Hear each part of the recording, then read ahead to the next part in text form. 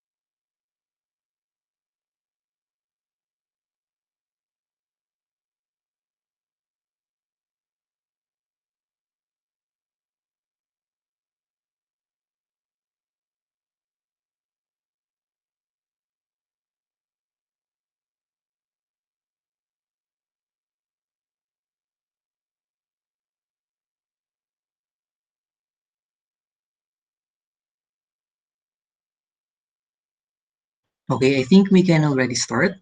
Again, welcome and good evening to everyone. Welcome to the fourth Work in Progress seminars. Tonight, we have three presenters. The first one is Prince Airick Gapo, and the title of his paper is What We Ought and Ought Not to Be, Rethinking the Emancipatory Role of Teachers. And then the second one will be Gerard Matthew Arcamo. The title of his paper is Elements of Martin Buber's Theory of Education. And then finally, Philip James Miñoza. And the title of his paper is Living in Spaces of Convenience, Affects and Subjectivity in Neoliberalized Spaces. So the first presenter will be Prince Airick Gapo, and he will be moderated by Gerard Matthew Arcamo. And then afterwards, Gerard will be the next presenter, and he will be moderated by Mr. Philip James Miñoza. And finally, the last presenter, Mr. Philip, will be moderated by Prince. Prince, are you there already? Yes, yeah. Okay, Ready you may when now. Sir Gerard takes Okay. the microphone. Okay, thank you. Okay, good evening, everyone. Can you hear me? Yes. Okay, so tonight we will have our work in progress seminar. It will be first presented by Mr. Prince Airick Gapo, which is Mr. Gapo. Are you ready for your presentation? Yes, I think we can start now, Sir Gerard. Okay. So yes, I think we can start. All right. So, yeah. Good evening, everyone. To the chair of the department, Dr. Jovito Carino, to the members of the faculty, to my mentor, I think he's here, Doc Franz, friends, colleagues, classmates, and professors and former professors.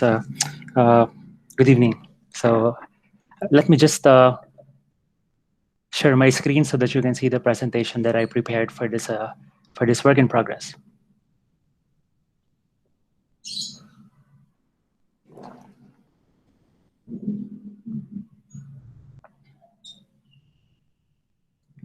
I hope that my screen is visible on your end. Is it?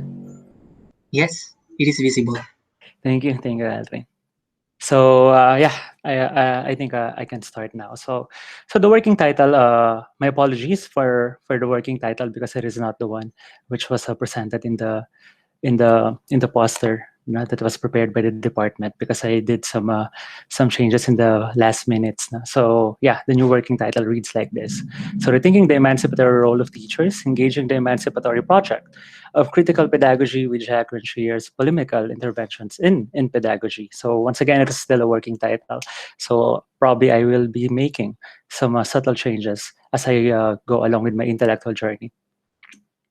Now, before I begin with the presentation of how my paper has been for the past few months, let us just have a quick look back about what transpired during the first work in progress conducted in I think it was in March. No, Dr. Jovi Carino told me that yeah, I should of course first define the pathology of emancipation that I am talking about, considering that emancipation itself is a very broad topic. No? So what should we emancipate ourselves from?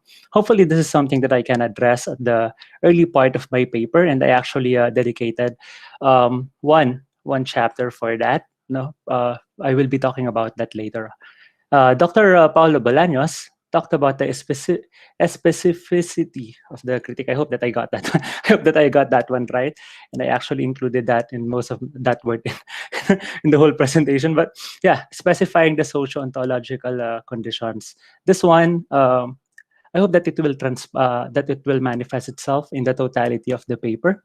No, but yeah, if there are still some questions regarding the clarity of what I am trying to critique here, I hope that you can just tell it me. You can just tell it to me later when we go to the open forum.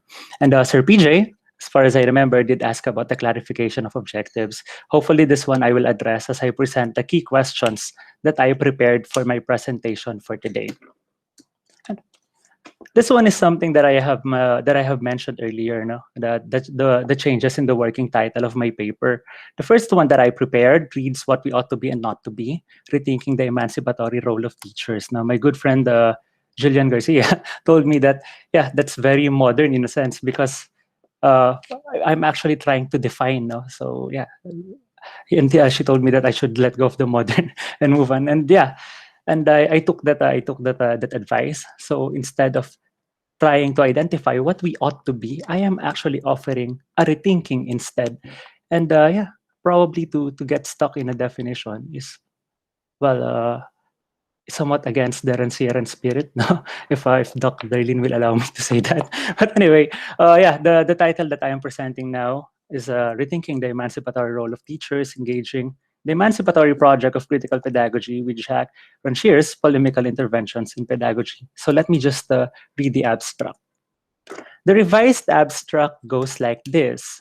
Critical pedagogy considers traditional and progressive models of education to be lacking.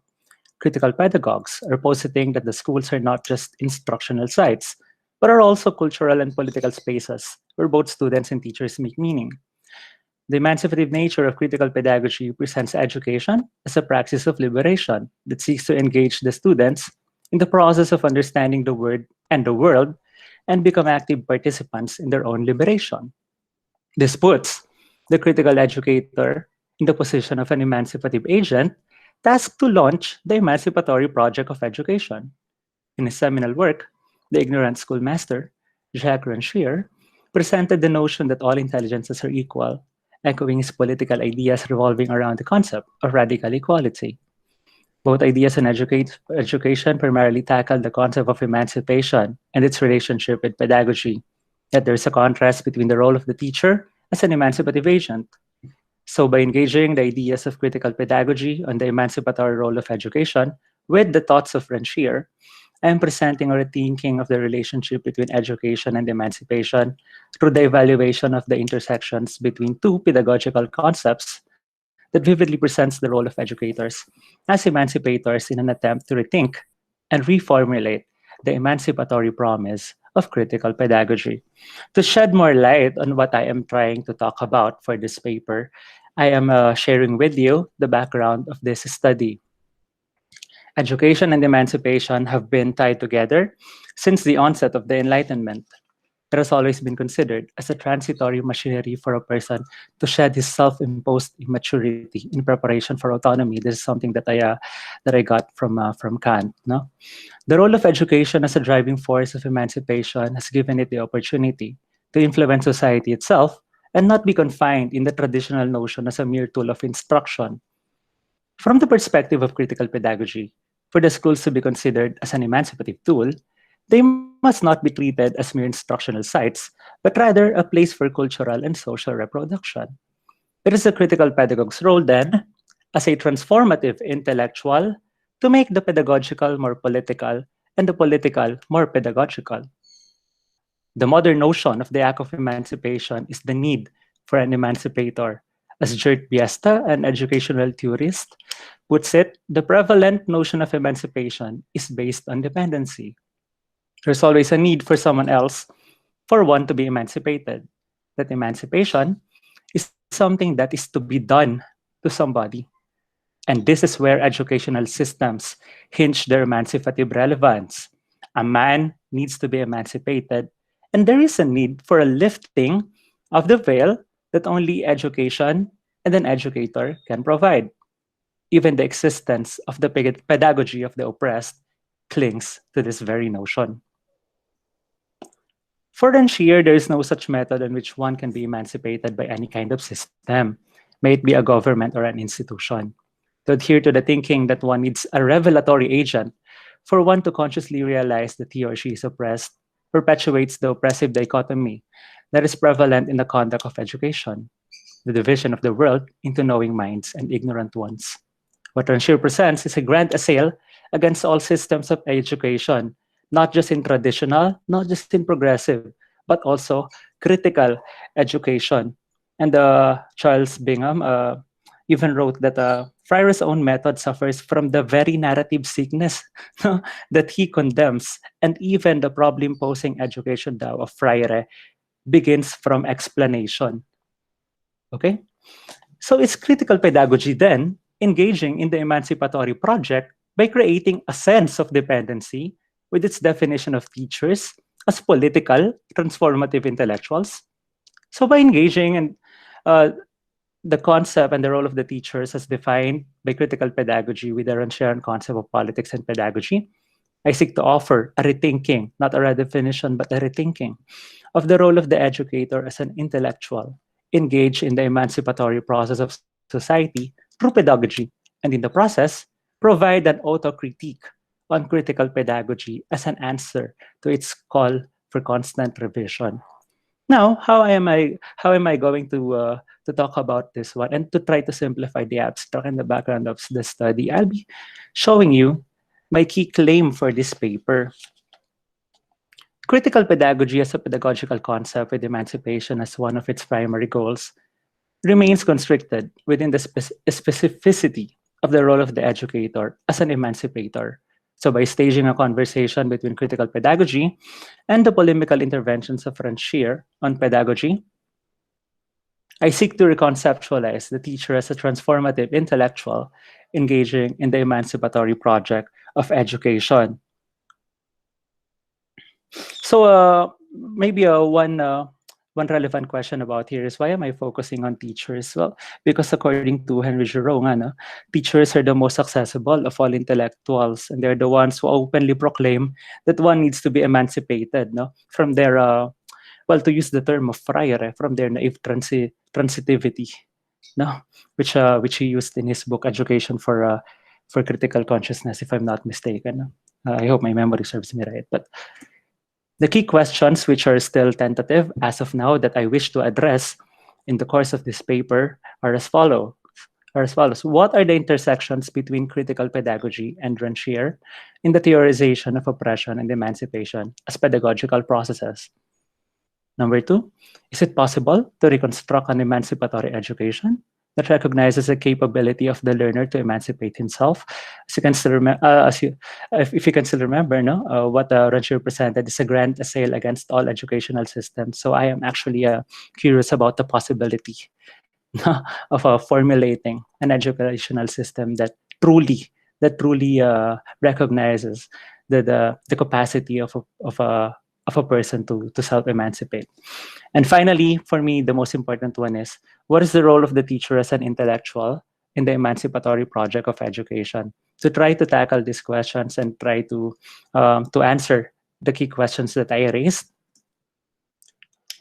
I will be presenting this paper outline, and I divided it into five parts. The first one is the historical nexus between education and emancipation, critical pedagogy and education as the practice of freedom, the emancipatory role of the critical pedagogue, behind the emancipatory veil, Ranchier and the meat of pedagogy, and finally, I think this one is the synthesis part, the rethinking the emancipatory role of teachers. So what are the things that I will be talking about in each chapter? This will just be quick, no? The first one is the historical nexus between education and emancipation. This is actually in response to Doc Jovi's recommendation last time. So what is included in this part is the first one, the tracing the relationship between emancipation and education from the time of the Enlightenment to contemporary pedagogy, because emancipation has been construed as an Enlightenment goal of education. And from then on, emancipation has been associated with education throughout history. So I think it will be very important for me to try to retrace that, to try to retrace that from the age of the Enlightenment to the present. But I don't know how many pages will I spend, or probably I will not linger much, but probably to just give a contextualization on what I am trying to ask, or what I am trying to give light to. The second one is the pathology of emancipation from the perspective of critical pedagogy itself. I will be starting with the Freire's concept of dehumanization, and of course, to the most basic definition of critical pedagogy. Critical pedagogy opens up a space where a student should be able to come to terms with their own power as critically engaged citizens, and talk about the language of critique and the language of possibility. And the third one is something that I would really like to ask you about. Is it still necessary to talk about neoliberalism and contemporary education, or probably it will just manifest in the earlier discussions that I will be making in this particular chapter? So hopefully you can comment on that later on. No? So yeah. So the second part is actually probably the descriptive part. No, critical pedagogy and education as a practice of freedom. Starting off with Paulo Freire and critical pedagogy, because why Paulo Freire? Because I think it would be a disservice to not begin the contextualization of the critique from where it all started. That's why I opted to begin with Freire. Secondly, the language of critique in pedagogy. So a discussion on how critical pedagogy is different from the traditional liberal and progressive education, providing a language of critique on what ails education, and ultimately paving the way for uniting this language of critique with the language of possibility. I will try to talk about that. Tracing critical theory in critical pedagogy, something that Henry Giroux talked about in his opus Theory and Resistance in Education. Probably I'll brush up on that too. And finally, education as a form of political intervention. I think this is very important because, from the perspective of critical pedagogy, schooling kasi has now become an expensive form of police. And to cling to the state of neutrality is to promote an education that lacks accountability. Pedagogy is ultimately political, and because of this, education should be necessitated as political intervention. Once again, what I am trying to do in this particular chapter is to strengthen the link between pedagogy and politics and politics itself. So yeah. The third one, we'll talk about the emancipatory role of the critical pedagogue. We'll talk about the teacher as a transformative intellectual as defined by critical pedagogy. The second one about the teacher as politicians, because as Doc Cortez used to mention in his writings, schools and educational institutions can never claim a neutral stance, because educating the populace has always been a political act, and that makes teachers, particularly critical educators, as politicians. I'll be talking about that. And finally, on authority in education, I will be talking about the concept that all education is directive in nature. And why do I have to talk about that? Because probably it is very important as we go along, especially because this particular part of the paper is where the tone shifts from being descriptive into being critical, from descriptive to critique. This particular chapter is where I am to try to bridge, no, to bridge that particular transition from descriptive to critique. And next one, behind the emancipatory veil, Ranchier and the meat of pedagogy. So for the first part, actually, I was not able to change that. But the first part, I will be talking about contemporary pedagogy and Ranchier's politics, and then a discussion of the ignorant schoolmaster, and finally, to sum it up, the will and the possibility of self-emancipation. Why? Probably why Ranchier? No, I actually had some problems with this one. Probably not just because of my limited reading of very limited reading of Ranchier, but yeah, probably the reason why I chose Ranchier because, well, according to Gerard Biesta, no, the work of Ranchier deserves an educational point of entry. But later on, probably I will trace also some issues that I am going through, with this particular finding the intersections between critical pedagogy and Ranchier. And finally, for the last part, which for me is the spirit, no? If it can be called as such, of the paper itself, I seek to rethink the emancipatory role of teachers, beginning from this 4-point discussion on the intersections of critical pedagogy and Ranchier's polemical interventions on pedagogy, if I may call it that. The first one is on literacy, on how one is empowered through literacy, on how literacy becomes a precondition for empowerment. No? First, you must be literate for you to become empowered, for you to have a particular language to say that you are being oppressed. And yeah, critical pedagogy and Ranchier actually are actually telling different things about that. Secondly, on the child.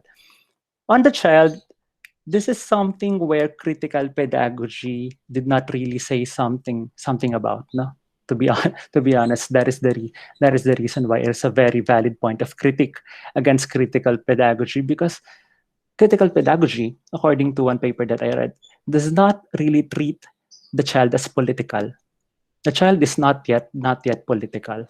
But for Ranchier, it's different now. That's why there are so many scholars who are engaged in Ranchier and philosophy for children rather than Ranchier and critical pedagogy, because of the problem of how critical pedagogy sees the child. Yeah. And next one, on the curriculum and learning instruments. For this part, the curriculum and learning instruments, I will be focusing about the relationship between the student, the teacher, and of course the learning material, something that I raised in our Ranchier class, and how the hidden curriculum, how the hidden curriculum manifests itself in the project of emancipation. For me, the most important among this 4-point discussion is on truth, or the demystification. If you can still remember in the background of the study that I presented, there is of course the lifting of the veil. Why should there be a demystification? But the question there is, what if if I can call it the mystification comes from the school itself? Now, what if the school does not just demystify but also mystifies? No, by not recognizing that the student or the oppressed has a voice or is already political.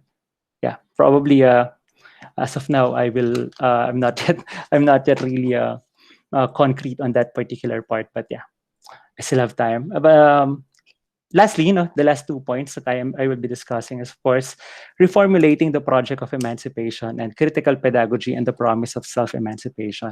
And to close probably my discussion for today, by engaging in this autocritique of critical pedagogy, I'm actually staying true the Freirean pedagogical spirit of constant reinvention. As Freire said, the progressive educator must always be moving out on his or her own, continually reinventing me and reinventing what it means to be democratic in his or her own specific cultural and historical context. And I begin with the polemical interventions of the great French philosopher, Jacques Rancière, who did not intently wrote a piece on pedagogy, but redefined the nexus that links pedagogy and emancipation.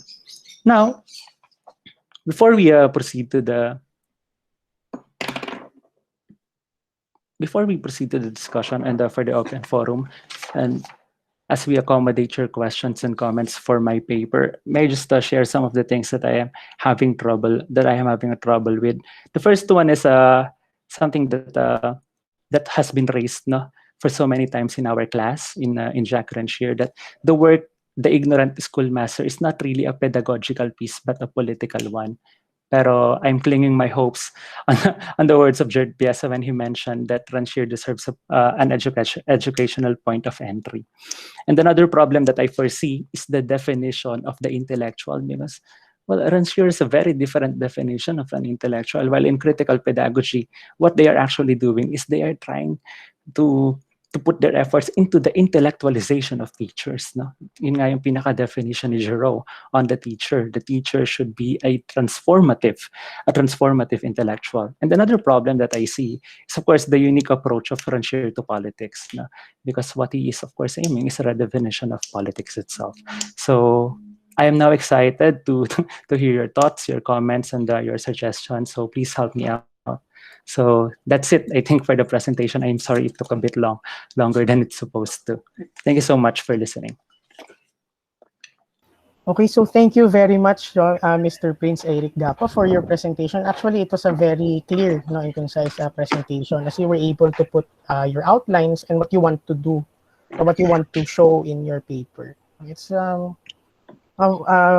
wish you well in your paper, in the progress of your paper. So now we can proceed to the open forum. If other people here have questions about Mr. Gapo's paper, you may now the floor is open, or the room is open.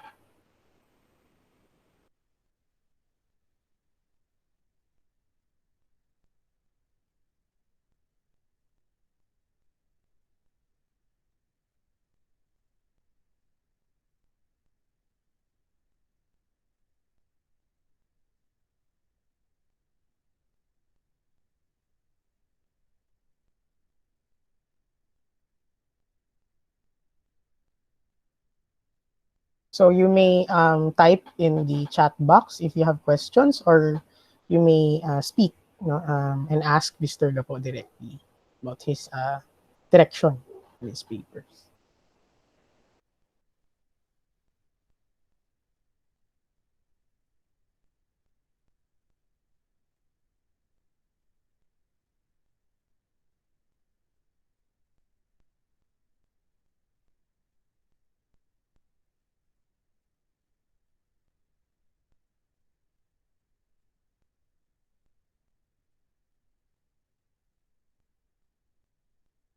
Okay, so I think your paper is clear, no? No one's asking about your. There are no questions, regarding your presentation. However, if you have questions, I think we can accommodate, no. You have time for your questions here. Um, you may type if you don't want to speak. You can type it in the chat box, or you may ask him, Mr. Gapo, directly.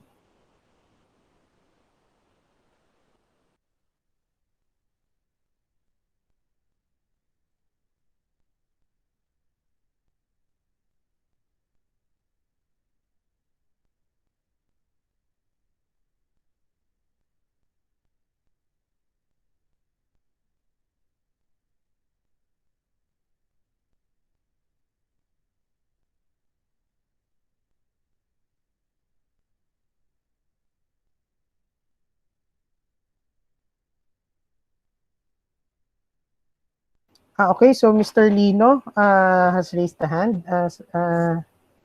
Sir Jesse, you can ask a question to Mr. Gapo regarding his uh, paper, if you have a question.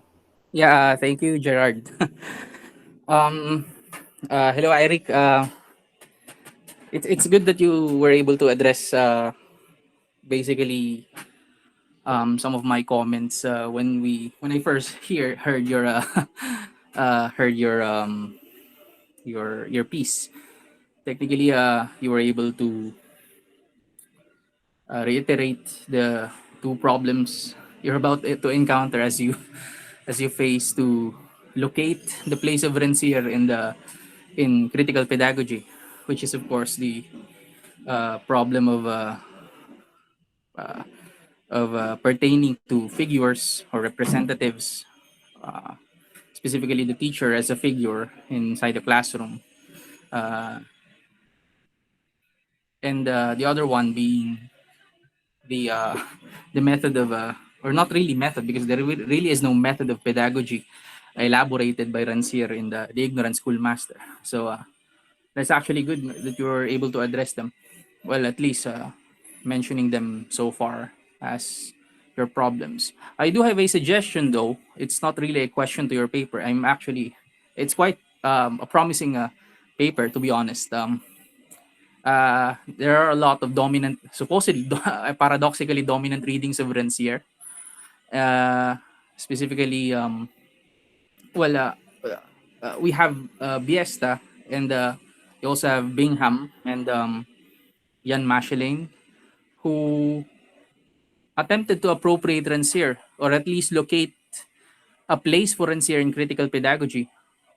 But I would have to recommend perhaps that you read a specific chapter in Samuel Chambers' The Lessons of Rancière. The title of the chapter is Literarity. And it is, I think this would really help you in developing the connection between politics, emancipation, and even pedagogy. Specifically in the idea of literarity, or the idea of literarity as located in Rancière's writings, pertain to a person's ability, or if not a person's ability, rather nagsisimula yan when we are children, or a child's ability to make sense of his or her surroundings. The tendency for us to be able to understand the world and our place within that world. Basically, our ability to understand in general is encapsulated with this concept of literarity as a as as a significant well, it will be significant in your paper, specifically in developing the connection between politics, emancipation, and pedagogy. I hope this would really help you in developing your paper. I actually wrote the same, or if not the same, but rather, I actually wrote uh, a specific piece on that matter. It's it's it's a way of developing Rancière's what I refer to as the politics of intellectual emancipation, and it is centered on the idea about the epistemological foundations of our social reality, of our being able to understand the our place in society, not just within schools, but also our ability to basically make sense of our place in pedagogy, in history, and perhaps any forms of sensible distribution. So, yun lang siguro. It's a suggestion more than a question. I think this would really help you in developing your paper. Try to find a chapter about literarity in Samuel Chambers' The Lessons of Rancière. Sir Gerard, may I respond to Sir Jesse? Yes, yes, of course. Yeah, thank you so much, no, Sir Jesse. Kamusta po? And yeah, Sir Jesse has been very helpful. No? Sobrang dami kong natutunan kay Sir Jesse, especially the first time that I presented a Rancière paper to to Sir Jesse. And I would like to apologize. No, I tried reading Etienne Balibar, but we're still having a hard time, no, trying to understand the concepts that he is raising. Yes, I agree. No, I agree. I think this will be very helpful, because there was also this discussion when some scholars are actually trying to classify, Rancière's pedagogy as a part of critical pedagogy. But then I think it was Bingham who said that Rancière's is not actually critical pedagogy. It is something which is different. No? And I think that is one of the things that compelled me to push through with this study. I will start looking for the particular piece that you told me to read. No? Thank you so much, Sir Jerry. Sobrang salamat po. Okay, so there are more comments and questions here in the chat box. So let's first read Mr. Jim Lester Beleno's comment. Hi, Sir Airick. Thanks for presenting your working paper. In this epoch of digital technology, there seems to be an alarming emergence of new sophists who can easily persuade our students or sometimes even educators. YouTube sensations, virtual influencers, and the like seem to take over the fundamental role of teachers, and students nowadays spend more time in social media. How can you address this new issue then that threatens the academe? Thank you. Thank you so much, Sir Jim. Before I respond, I would like first to congratulate you. Yeah, I think you graduated and finally attained your graduate degree. No? So congratulations, Sir Jim. But yeah, this is a really nice question. But I'm sorry, I am quite unsure if it is something that will be included in the discussion of my paper, particularly this new sophists, because but probably if I will be trying to talk about this one, probably in the sense when I tried to discuss about how critical pedagogy and Ranchier discuss the intellectual, or the role of the intellectual, and but as of now, I'm sorry, Sir Jim, but I'm not sure if I will be tackling that or if it is somewhat necessary to go or try to address that particular issue. Thank you, Sir Jim. There's also a comment and a question, I think, from Ms. Darlene Demandante. Hi, Airick. I wonder if something has been said about the role of words in critical pedagogy. Is the intellectual expected someone to be articulate? In Rancière, there is a concept of literarity, which I suspect will be a key notion in your work. I agree with Sir Jesse that you need to be able to look into that concept. Literarity is a state of the social world post-revolution, where anyone has the right to access any language, and in turn, this leads to the capacity of anyone to use speech to demonstrate the equality of intelligence. In Proletarian Nights, it backs up the proletarian demand to use all languages, including the most esoteric language of bourgeois literature, philosophy, and science. So in addition to Sam Chambers' work, see also Davide Panaglia and Jacques Rancier's Dissenting Words, A Conversion with Jacques Rancière, Diacritics 30, number 2, which was published in 2000, page 115. So there's also a link, so for your reference. Thank you so much, Dr. Lino. About literarity, I am, to be honest, this is the first time that I encountered the concept of literarity. But when it comes to language, I think it is somewhat related in the concept of the mystification, which is something that Rancière and critical pedagogy has some intersections on. And there was this particular piece by Paulo Freire. I hope I'm not really sure now, but I think Doc Franz will correct me if I'm wrong, about the word and the world. Something that I read partially. I haven't really I haven't really read that. I'm sorry. Excuse me for that. And sorry for that. Now, particularly this particular concept of literarity. Yeah. I think it would be possible to discuss particularly intersections on language, on how one particular language is recognized, on the recognition of language.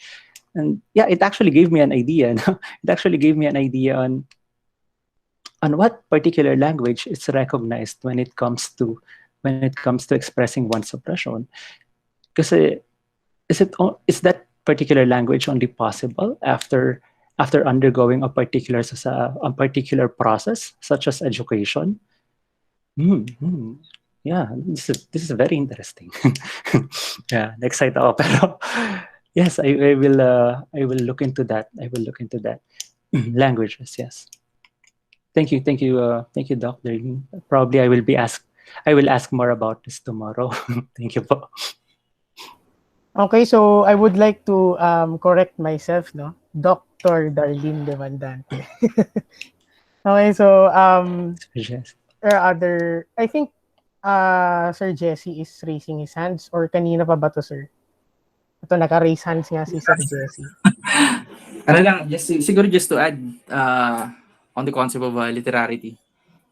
Literarity, I think, would be useful for your paper in order for you to be able to elaborate further on the workings of oppression, specifically as found in the writings of Rancière, how he describes the working of oppression not only in politics but also in pedagogy.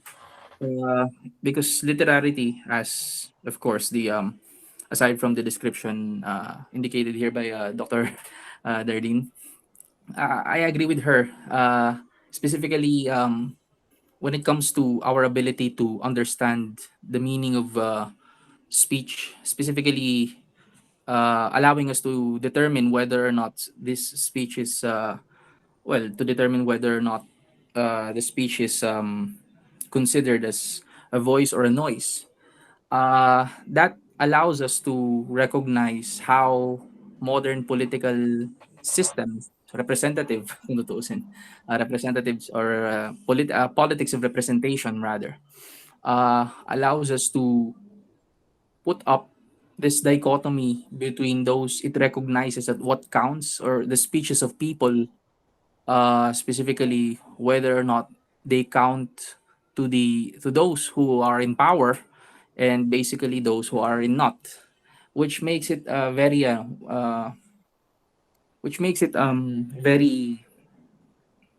siguro very scary to think of people determining yung tinatawag nilang new sophists. Nakakatakot yung ganun, yung idea na about when it comes to emancipation, well, for Rancière, when it comes to emancipation, it's not just it's not a matter of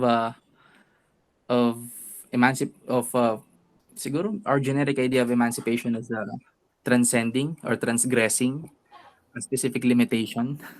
It's not transgressing our ignorance. It's not just transgressing our our ability, basically our positions in the social world, but it's rather a questioning of the hierarchy that was established from the very beginning.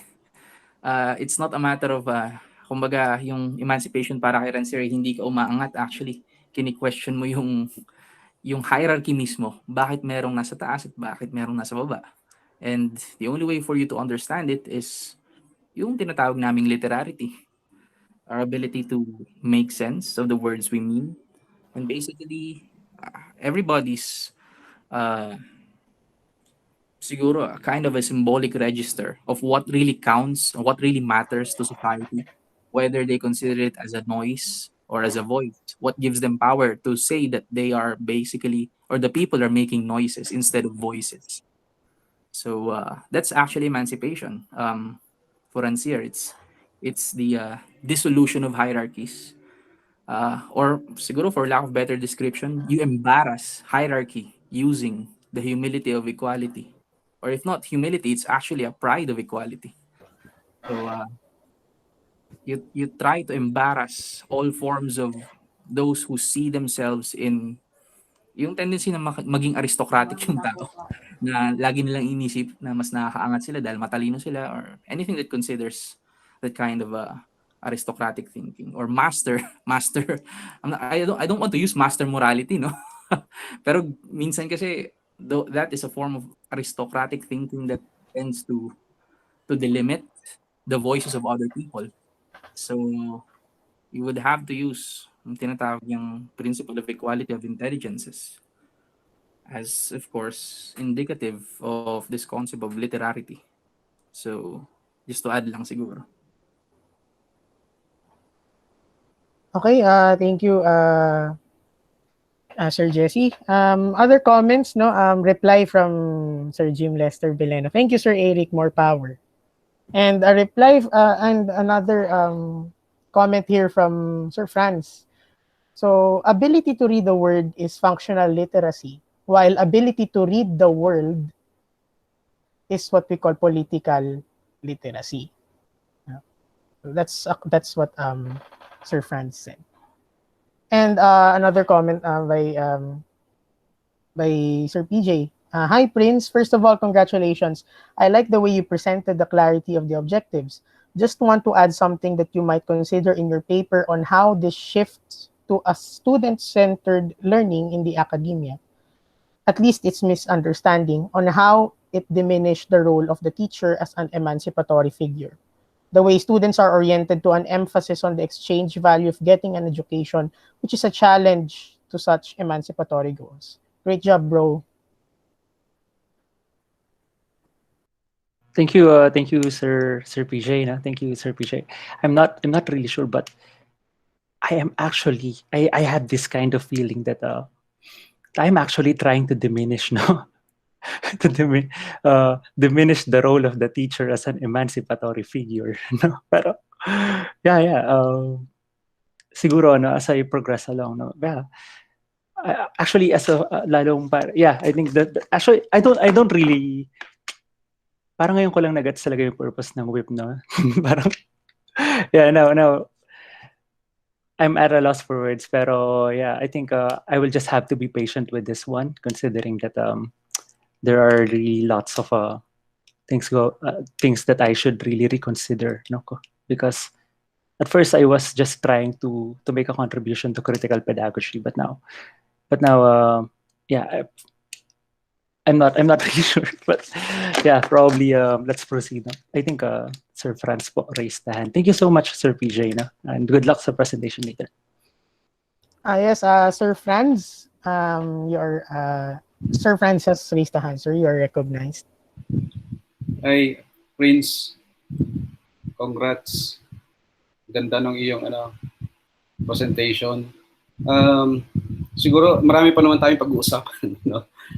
Siguro kaya lang ngayon yung medyo naisip ko doon sa mga sinasabi ni Jesse, parang talagang mahalaga na na linawin kung ano yung ibig mo sabihin doon sa emancipatory role. Yung salitang emancipation talagang maraming pwedeng maging kahulugan yan. Kahit mismo yung mga critical pedagogues, yan, halimbawa, gagamitin mo rin yung salitang critical pedagogy. Hindi rin monolithic na na diskurso. Kaya kanina napansin ko kung paano ka parang madali kang pumalit kay Freire papunta kay Gerard. Pero yun yung iba, pwedeng iba yung emancipatory role na sinasabi ni Freire sa emancipatory role na sinasabi ni Gerard. Kaya yun, kahit yung pagnanais mo na na gawin yung historical tracing ng word ng relationship ng emancipation and education, maganda pero hindi ko sigurado kung magiging clear pa rin talaga kung ano yung sinasasabihin mong emancipatory role ng education. Kasi halimbawa itong comment ni PJ, i-challenge mo yung mga bata sa kanila na emancipate sila dun sa sa exchange value Emancipated sila sa ganon. So kaya kailangang linawin talaga kung kaninong critical pedagogy ka manggagaling muna. Sino yung i-autocritic mo na critical pedagogy? Kasi nga hindi siya monolithic discourse. Marami na, merong version, halimbawa si Joe Quincello, si sino pa to, si Peter McLaren, tapos si Henry Giroux nagsimula. Pag ginamit mo yung language of critics sa language of possibility ni Henry Giroux, siya yung ano pa lang, parang siguro naka-anchor sa ano sa critical theory, ano. Pero iba-iba pa rin sila eh. Kaya yun sanang ano, yun ang siguro kailangan medyo abangan mo rin o kaya maging aware ka. Kailangan talagang malinaw kung sinong critical pedagogy. Tapos yung paggamit mo kay Rancière, alin ang sinasagot niya ni Rancière? Kasi parang ang mangyayari, gusto mong parang siya yung response mo eh. Isa sa possible response dun sa criticism, sa critical pedagogy, yung thoughts na nanggagaling kay Rancière. Yan. So, baka, yun ang magandang tingnan ko. So, pero marami pa naman tayong pag-uusapan, Prince. Kaya sa ngayon, yun lang muna siguro ang masasabi. Thank you. May I provide a short response, Sir Gerard? I think meron pang last comment si Doc si Doc Darlene. Sige po. Last na, page 37 of this agreement. Literarity refers to the capacity of human beings to speak that and thus the relationships between the order of words and the order of bodies that determine the place of each. Thank you, Sir Gerard. And yes, Doc, I will look into that, Doc Darlene. Okay. Yes, Doc. Just to respond, a short response to Sir Franz. Yeah, napansin ko nga rin po ito, Doc Franz. Parang si Jero ay parang nagtutulak nitong sinasabi nating intellectualization of teachers talaga. Pero si Freire is coming from a more, if I may say, from a position of humility, no. Parang gano'n, no? So I will be more aware of that. So, masanoin ko po yung, lalo na yung pag-shift na sinasabi niya. That is something that, to be honest, something that I actually somewhat disregarded. No? Probably I had that particular mistake of treating critical pedagogy as a monolithic discourse. Yeah, I apologize for that, but I will probably look into it and probably try to have a more distinct, try to have a more distinct position from where I will come from for this particular paper. Thank you sa lahat po ng tulong po, Sir Doc Franz po. Thank you. Okay, so thank you very much, Sir Prince, for your presentation today. So hopefully, yung matulungan ka lalo ng mga comments and suggestions from our esteemed colleagues. Okay, so thank you very much.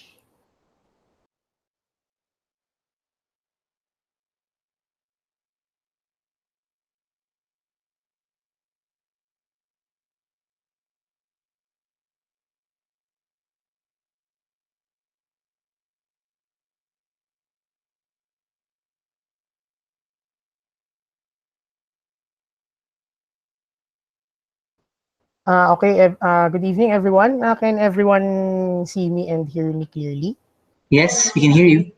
Okay, so I'll be the next one to present my paper.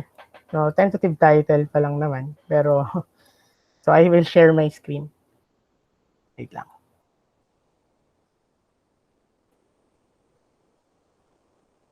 Okay, so nakikita ba yung screen ko? Yes, we can see your screen. Okay, so yung title na napili ko was Elements of Martin Buber's Theory of Education. So it's a big difference from the first paper that I presented, yung paper proposal that I presented noon. Kasi kung naaalala nyo, if you were there in the last last presentation that I had, it included Philippine education, di ba? Parang Martin Buber tapos related to Philippine education. So, however, after that, there were many suggestions and comments, and one of the comments that really struck my presentation was, I think I should focus more on Buber's idea instead of going to relate it to Philippine education or senior high kasi that would be very broad, no, and very difficult to do. So, and of course, I heed their suggestions. And now I will focus only on the elements of Martin Buber's theory of education.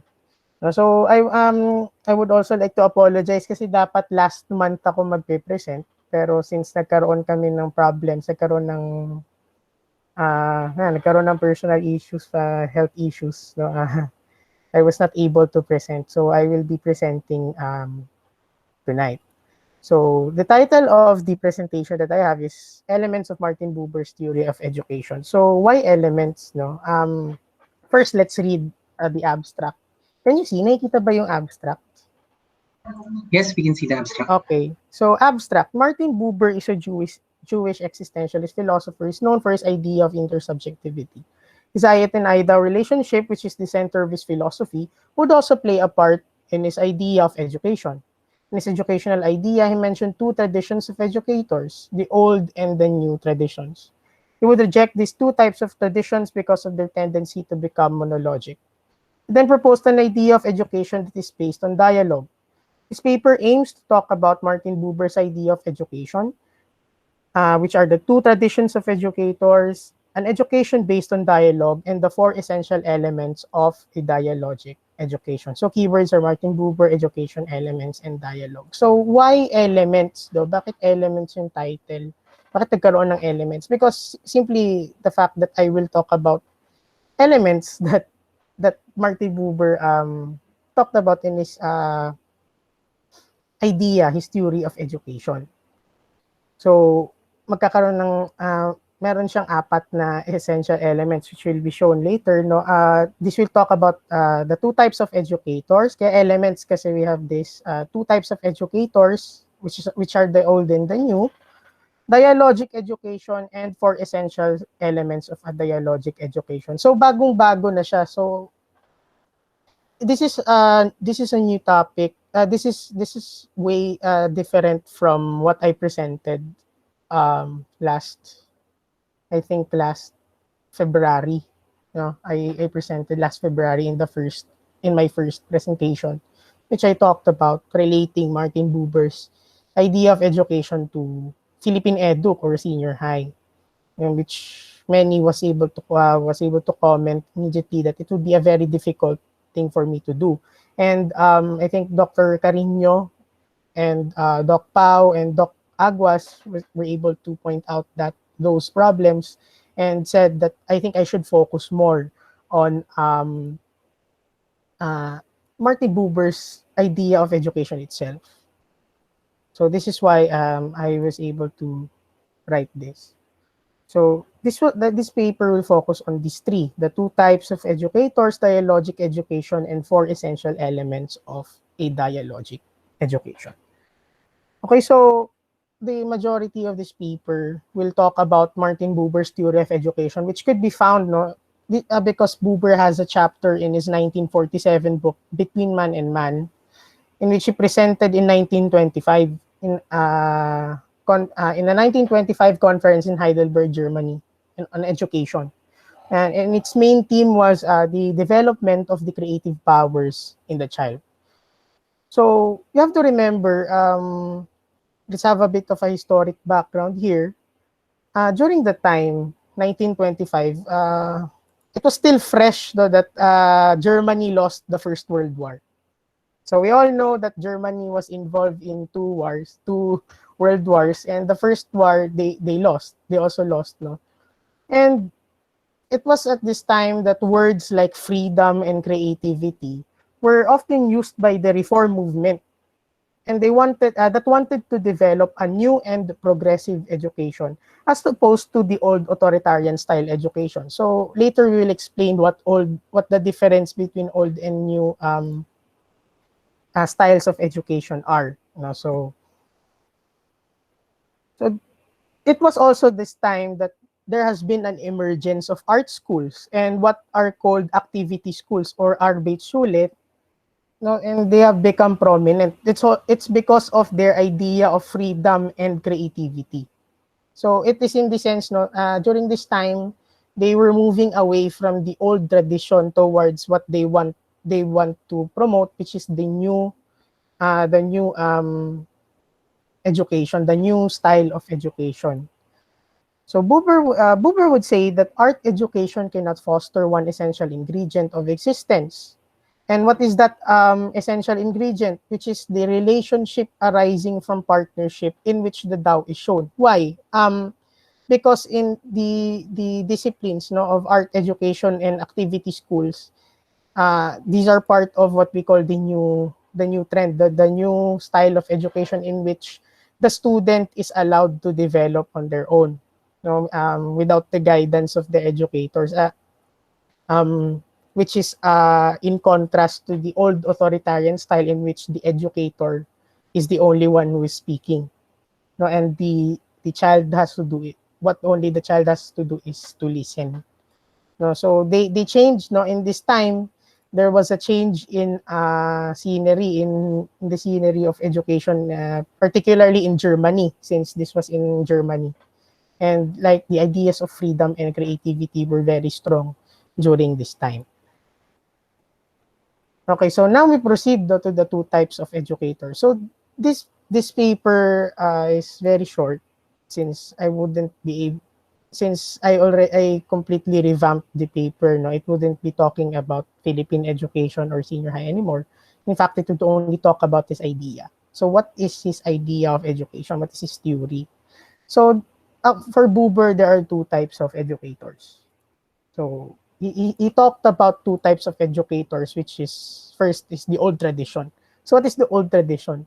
So in the old tradition, the educator may be compared to a sculptor who sees the shape hidden in the crude marble or wood, and guided by the image which he formed in his mind, carves the material in his disposal.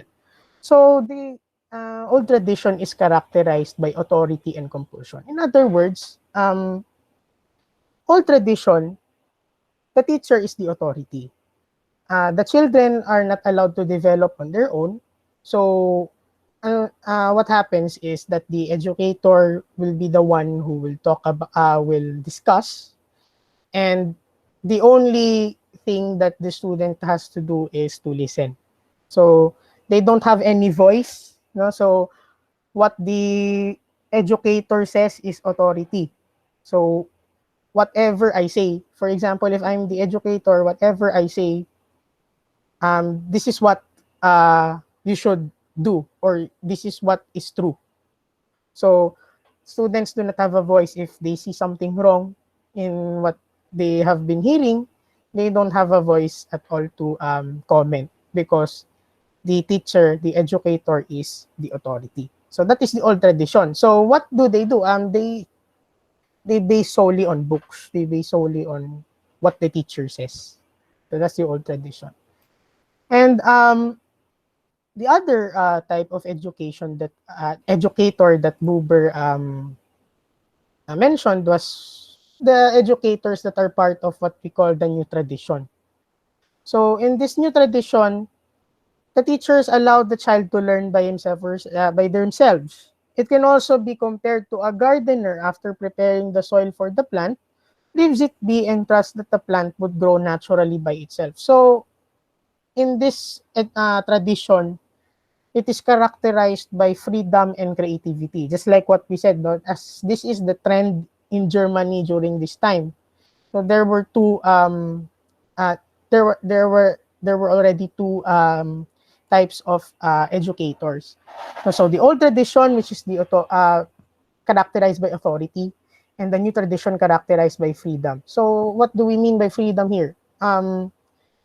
In the sense, the educators would leave the students to develop on their own. So what is the work of the educator? The educator would be reduced to a facilitator. So authoritarian style of education in the old tradition, while in the new tradition, educators are reduced to being facilitators, as students are encouraged to develop on their own. So, of course, Buber rejected both because he has another type of education that he wanted to show, which is what we call the dialogic education, or an education based on dialogue. So what is an education based on dialogue? So the trend of education is a trend that leans toward freedom. But Buber says that it is not freedom that is opposite of compulsion, but rather communion. So from this statement, according to Seckinger, um, in the time, 1925, the trend was going away from authority, no, from the teacher only to the students, no, towards the freedom of development of the student. No, however, Buber rejected that because, according to him, it's not compulsion. Freedom is not the opposite of compulsion. No, it is communion, or in this sense, dialogue. Because the real educator is guided by the principles of inclination and freedom and recognition of values. So, it's guided by both authority and freedom. No? These principles must not be understood as separated. They are joined together in the dialogical relation between the educator and the learner. So what Buber wants is not an education that the teacher is the only one who's speaking. There's no voice for the students. And on the other hand, Buber doesn't want an education in which the educators are left to be facilitators only, no, and let the student develop on their own. So that's Buber sees a problem in those types of education, in those types of traditions, and says that education should be between the educator and the student. How is this through dialogue? No? So if an educator wants to really help the student, then he or she must grasp them as a whole and not merely as a sum of qualities and aspirations. So that is what the old tradition was doing, diba? Sum of qualities and aspirations. Education should never be a one-sided affair. Instead, it must be mutual relation between the student and the educator. And in order for it to be a mutual relation, it must involve listening. So listening is very important in the educational theory of Martin Buber in order for it to become a dialogue. Because if if you talk to someone and you don't listen to what they say, that wouldn't be dialogue. Diba? It would only be monologue. So this requires the educators to remain open to being surprised by their students' responses and to attend to what the students are actually saying rather than their preconceived notions of what the students will say. Kasi unfortunately, some educators would think that students do not have the capability to think on their own, which is wrong because, of course, as human beings, all of us have the tendency to, all of us have the capability to think. And so Buber rejects the idea that it's only the teachers who would speak. And at the same time, he also rejects the other idea that the students should develop on their own. So he also presented, so that is his idea of dialogic education. And he has 4 elements. For it to become a dialogue, an education based on dialogue, he presented 4 elements. So for Buber, we can find the essence of teaching in the teacher-learner relation that is deeply rooted in his dialogical philosophy. There are 4 essential elements that establish this teacher-learner dialogical relationship. So there are 4. First is the trusting reciprocation between the student and the teacher. Second is the exemplary integrity of the teacher. Third is the teacher's active promotion of a healing concern for the student's well-being. And fourth is the teacher's confirmation of the potentiality of the student for self-fulfillment and personhood. So these are 4 essential elements in order for us to have a dialogic education, according to Martin Buber. So the first is trusting reciprocation. So what is trusting reciprocation? The trust formed by the teacher and learner is then compared to the involuntary reciprocation between the mother and the fetus in the womb. Trusting reciprocation is a vital element in a dialogical relationship in education. So educators and students must have trust with each other because it is very difficult to learn something new if you don't trust the educator. Diba? At the same time, you wouldn't see the development of your student as I think most of us, or I think all of us are educators, no? Or I think most of us are educators. if we don't trust the student, if we don't reciprocate the trust, we wouldn't be able to see that they are actually developing. So it is very important for Buber to have a reciprocation of trust between the educator and the student. There must be a mutual exchange between the teacher and the learner. So according to him, if we don't have trust, then it would only remain a monologue. It wouldn't be a dialogue because we would not be able to see each other, the educator and the student. So the second is exemplary integrity. So the teacher for Buber, for him, a teacher is comparable to what he calls a Zadik, in the Hasidic community, in a Jewish community, Jewish Hasidic community called the Zadik, because he embodies all the qualities Buber looks for in a teacher. So according to Buber, so what is a Zadik? A Zadik concerns for his followers and has a wholehearted communion with them.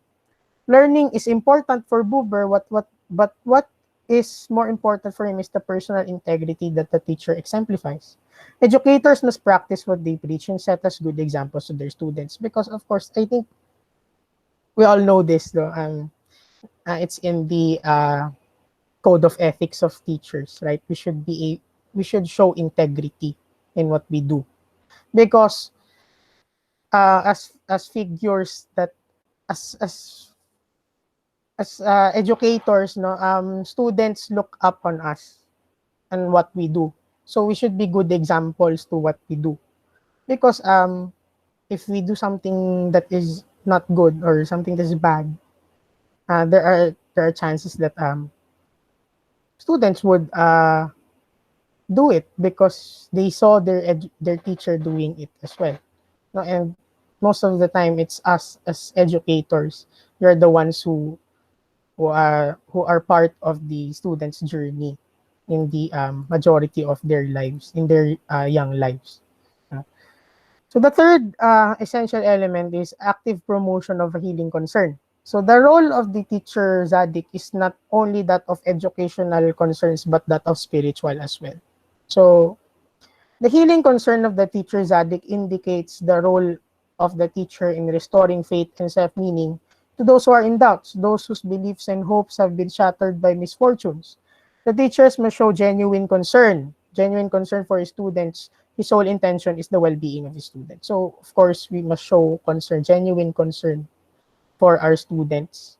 That doesn't mean that means that we must be there to guide our students, not just leave them alone to develop on their own.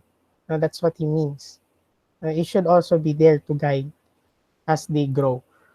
And the fourth essential element is the teacher's confirmation of the student's potentiality for self-fulfillment and personhood. So the teacher must see the student's own capacity to develop. So is able to see that the student has his or her own potentialities and therefore not imposes his or her own ideas to the student. So we move away from the old authoritarian tradition. The role of the teacher in the dialogical relation is helping the child towards personhood without interfering, but rather assisting the child unfold these possibilities. So we can see here, it's a combination. It's a combination of both the old and the new way. We cannot impose our ideas towards the students, towards the learners. At the same time, we cannot leave them alone because they still need guidance.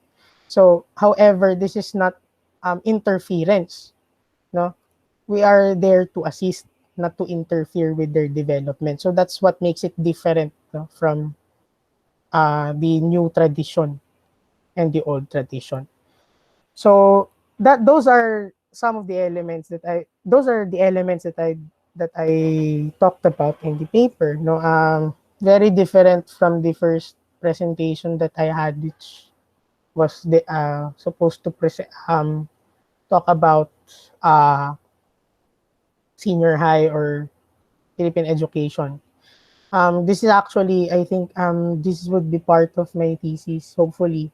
And it would be very helpful if you have suggestions and comments regarding my presentation. No? I know this is still, I'm still in the process of developing it and clarifying things out.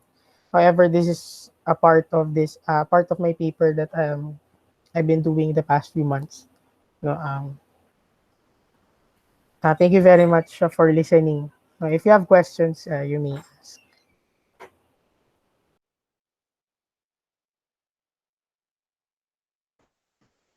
Thank you, Gerard. We're now going to transition the floor moderation for the Q&A to Mr. PJ Miñoza. PJ?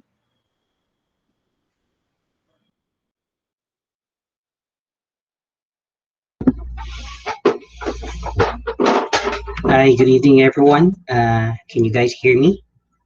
Yes, sir. Ayan. Good evening, sir. Good evening. First of all, it's nice to see you guys again after a long hiatus. I've been busy with work together with some of my colleagues, or I think they're here, our classmates. Anyway, it's a nice presentation, but I'm not yet familiar with the track of or the development of your paper. But it seems that you are both working on both of you, Prince, and you are working on the idea of education and its emancipatory role. Um, I think that's one of the things that is lingering um, in my mind, which is the one that I erased earlier. And I'm not sure about the realities in the big four universities, but um, outside of that category, the way the idea of the student-centered learning is understood uh, somehow is quite a challenge on that emancipatory role of educators. Um, if you could also somehow have some insights on that, I think that's one of the questions that I raised earlier. I just want to share that same question to you, whether you're going to touch that avenue in your paper. Um, just to start the question Q&A rolling. Thank you, Gerald. In case that you guys have questions for Jared, you can actually write it in the comment section or chat. Yeah. First of all, thank you, sir. Thank you for that question. Actually, the plan of this paper was just to expose the idea of Martin Buber's Okay. theory of education. So, what is his idea? So, what are the elements that Martin Buber presented? So, what is the difference between his so what makes his theory of education different from others? In which yeah, it shows that his idea of education is related, no, not somewhat, but totally related to his idea of intersubjectivity. Since we all know Martin Buber for his idea of I, it, and I, thou, in which he also applied in his paper. Also, he also applied in his theory of education. So that's what I then wanted to show. What is his idea of education, and what are the elements that make it his idea, his theory of education. So, so I'm not sure if I would be able to touch that particular topic. However, if there would be other people who are willing to tackle or to touch the subject. I think that's very welcome. Okay. Yep. Welcoming questions for the work of Mr. Gerard. You can write your questions in the comment section or the chat box, or you may also raise your hand.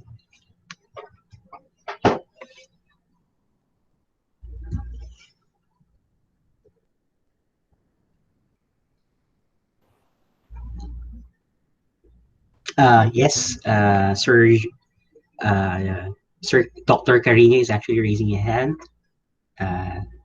Go ahead, sir. Good evening. Thank you, PJ. Nadidinig Apa. mo ba ako? Apo, sir. Yeah, loud and clear. And thank you, Gerard, no, for your paper. I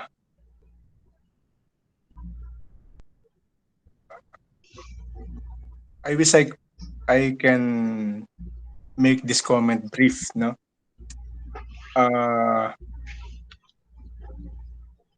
For quite a time, you've been working on Buber, di ba? And yes, Doc. we've always been encouraging you as well to continue working on this. Pero syempre, aside from our encouragement to continue working on Buber, nandoon din yung challenge to para bang to graft your research on Buber on current scholarship. Ngayon, sabi mo, this is in your introduction a while ago, sabi mo na it's, what you are presenting tonight is a great improvement on what you presented before. Pero while listening to you, I can sense na yes, parang mayroong improvement in terms of focus, no, on your research. And I don't have anything to ask about the content dahil in terms of content, mukhang alam mo naman yung sinasabi mo about Buber. Pero nonetheless, nandoon pa rin yung question na how will you relate your current study on Buber on current scholarship related with the topics that Buber himself explored. Parang yun yung kulang eh. Yung bang theoretical context of your study. And that theoretical context should come from your reading, not just of Buber, of reading on Buber, but also your reading of current scholarship. Baka yun pa yung kulang, Gerard. If you really want to push this as your MA thesis project, you might want to consider this comment. Kasi pagdating mo sa defense or even during the evaluation of your manuscript, I suppose this is one of the things that your panelists will be looking for. There's nothing wrong with working on Buber. There's nothing wrong with working on education. These are really worthy interest. Pero the challenge for you, for me, and for all of us students of philosophy, is always to find a connection between what we are interested on and what is going on. Sa tingin ko, laging yun yung pathway that we should always try to negotiate what we are interested on and what is going on. So yung second element na yon, what is going on? When I say what is going on Buberian studies? What is going on the practice of teaching? What is going on the idea of teacher or what is going on the self-understanding of students. These are very contemporary issues, and if not all of them, at least one of them, I'm sure you can find something that can parang update your interest on Buber. So I'll stop there. No, maybe some other members of the group can contribute something to that comment. Maraming salamat, Gerard. Thank you, Doc, sa comment, no. Pero Doc, actually itong paper ko hindi siya yung kumpletong thesis ko. Actually, yung thesis ko yung 'di ba based dun po sa inano nyo. Actually, part lang to kasi ito pa lang yung natatapos ko. Pero the main idea was to explore on the monologic tendencies of of education. Since di ba yun po yung original ni idea ko, tapos i-relate ko sana sa Philippine Edu, but which you said na I think masyadong broad siya. Yun po yung sabi niya. Ang ginawa ko po talaga was to focus on Martin Buber's idea of education, which is the theory of education, and determining the conditions for monologic tendencies in learning. So yun po talaga yung main ko. However, in this paper, wala po akong pinresent kasi ito pa lang po yung part na I think I can completely since I'm still in the process, no? I'm in the process of researching those materials. Pero po yung regarding dun po sa idea na yun, yes, I will focus on Buber. Pero ano ba yung contribution ko? Ano ba yung related dun sa what is going on? I think I would focus on the monologic tendencies of education. So yun po yung focus ng magiging focus ng thesis ko. Hopefully, no, revised na if ever. So yun po yung bala kong gawin. So ito pong part na to is I think is only a first part, no. So kumbaga it's only part of the chapter, and then I would go on proceeding about monologic tendencies, which I will present, which I would write on. Okay, thank you, Gerard. Yes, po, Doc. Thank you, Doc Carino. Let's now proceed to Mr. Jim Beleno. He says, hello, Sir Gerard. For clarificatory question lang po. Is trust for Buber be earned or primarily given for a dialogue to be possible? Thank you, sir. In the sense, no, in education, you need to have trust to your educator. At the same time, you must trust your student. So I think it's given. So, because if it's earned, I think it's earned because of your reputation as an educator, diba? At the same time, you must give your trust to your students because you're the educator. So in that sense, so it's both earned and given. In that in those two senses. Okay, so I hopefully answered your question, sir. Okay. We also have another question from Marife Cruz. Hello, Gerard. A question. Critiques on the monologic tendencies of education has been a timeless discussion within the spheres of Buber's philosophy of education. What would your proposed thesis contribute to the debates in this discussion? Will it present something new? Thank you for that question, Faye. I think I will present something new. Since I will not only talk about monologic tendencies in itself, I would not, since yes, like what you said, it's already common. What is the aim of my whole research? It is to determine the conditions of monologic tendencies. So what causes these monologic tendencies in education? To the use of Martin Buber, I hope to answer that question, about monologic tendencies. Since, like what you said, we always talk about that there is monologic tendencies. there's a tendency for education to become monologic. However, I want to ask, what causes these monologic tendencies in the first place? So that's what I hope to answer. Hopefully, I would be able to research on that more as I'm in the process of doing so. Unfortunately, there have been health issues, no? Which is why I was able to have a hard time in researching my particular topic. So thank you very much for that wonderful question. The next question is from Sir Patrick Menzies. Hello, Gerard. Happy to hear about your paper. One question lang. Is it right to assume that the four elements are commonalities with the literature you have presented? Or is this something that Buber directly talks about? Thanks, Gerard.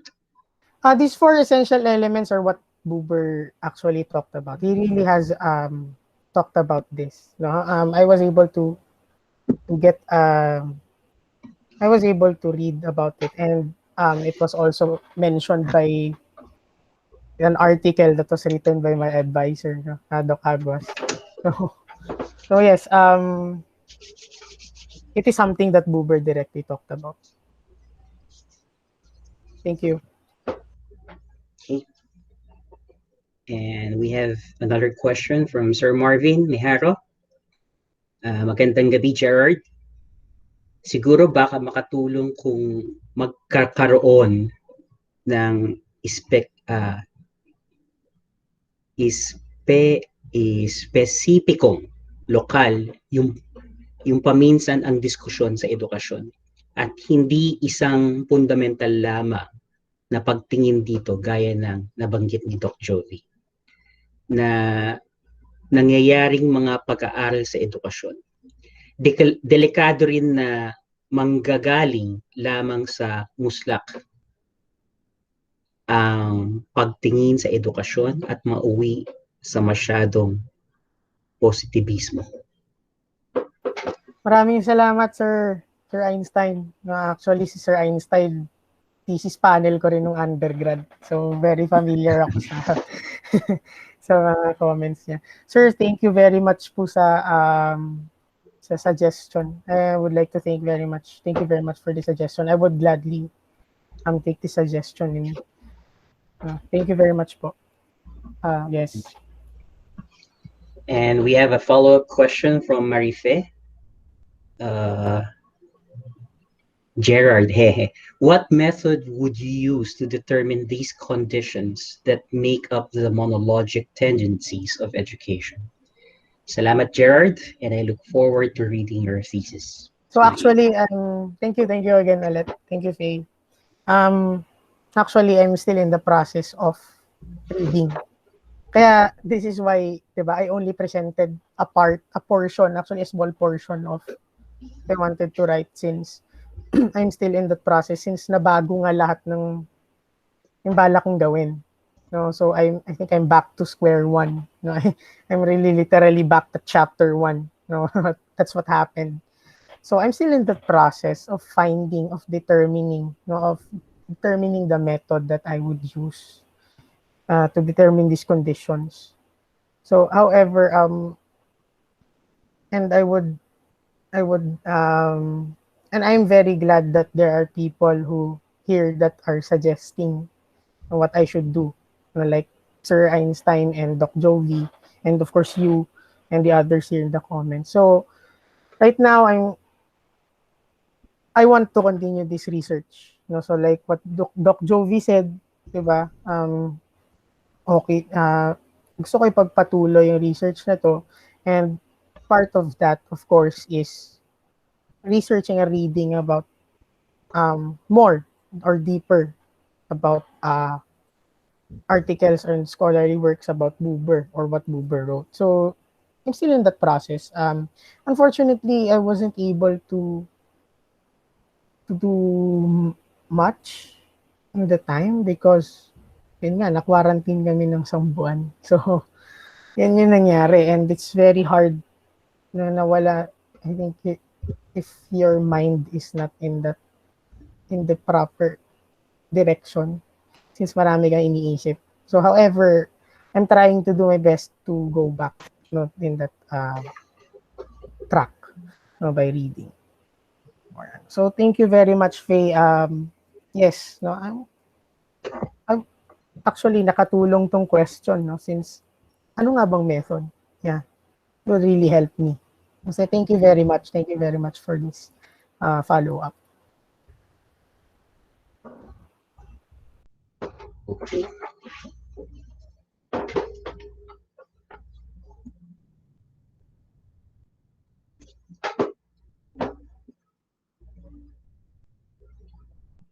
So, further questions?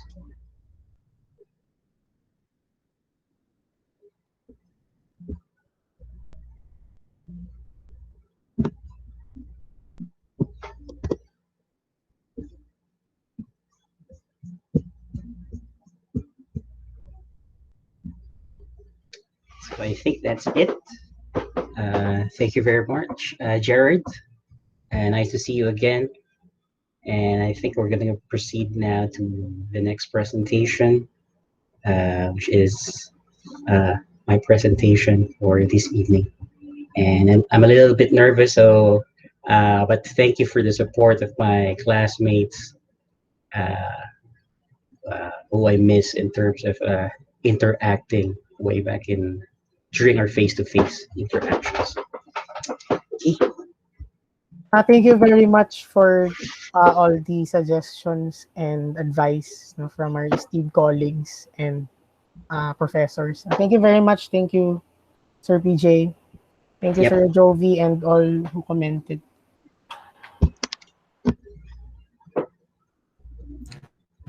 All right, at this particular juncture of the work in progress seminar for the month of May, let us now move on to the last part of our session for today. Now, to present his paper entitled Living in Spaces of Convenience, Affects and Subjectivity in Neoliberal Spaces, let us all welcome and listen to Sir Philip James Miñoza. Thank you, Prince. First of all, thank you for the opportunity to be a part of the work in progress.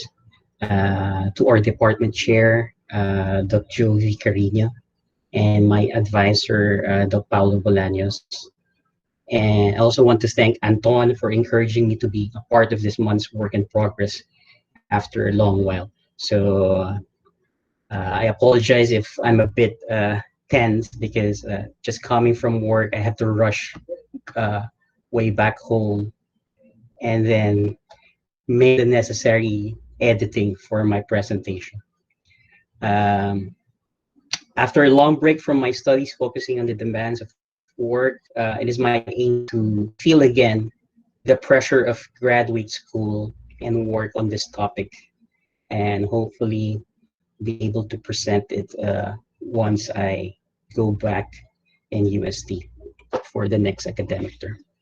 Part of the discussion that I wish to share this evening includes the ideas and suggestions that I gathered from the presentations that I joined in and readings that I engaged in throughout the year. I apologize that I do not have the same presentation that my colleagues here previously had, but I'll be sharing a view of my notes gathered from my other notes. Okay.